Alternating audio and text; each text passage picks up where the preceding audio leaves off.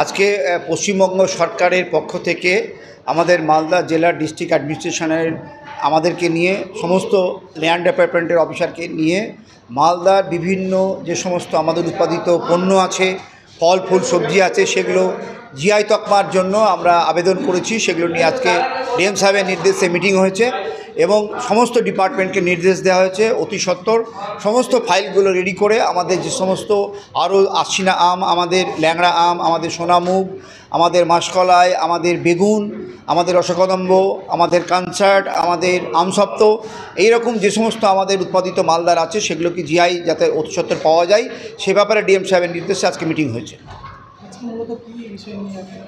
আজকে মূলত আমাদের মালদার যে সমস্ত পণ্য আছে, বিশেষ করে আমাদের মালদার আশিনা আম, ন্যাংরা আম, সোনামুগ, আমসপ্ত, এই সমস্ত যে পণ্যগুলো আছে সেগুলো আমরা যেন জিআই পাই, জিআই নেওয়ার জন্য রসকদম্ব, কানসার্ট, মিষ্টি, এ সমস্ত জিআই নেওয়ার জন্যই আজকের মূলত এই মিটিংটা। আমাদের জিআইয়ের জন্য এখন আশিনা এবং ল্যাংড়া আম, যেটা আমাদের মালদার বিখ্যাত ল্যাংড়া আম, সেটার জন্য প্রেয়ার করা হয়েছে। আমাদের এখানে অলরেডি আমরা 3টে আমের জিআই পেয়েছি এবং নিস্তারি সিল্কের জিআই পেয়েছি।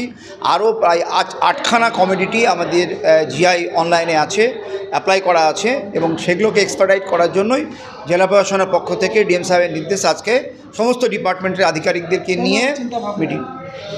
আমাদের মূল এই জিআইগুলো পেলে আমরা এই পণ্যগুলো বিশ্বের বাজারে, বিশ্বের দরবারে আমরা বাজারজাত করতে পারবো এবং আমরা অর্থনৈতিকভাবে স্বাবলম্বী আরও বেশি করে এগোতে পারবো। সেই নিয়ে আজকের মিটিংয়ের মূল বিষয়। উজ্জ্বল সাহা, সভাপতি, Malda merchant chamber of commerce and industry.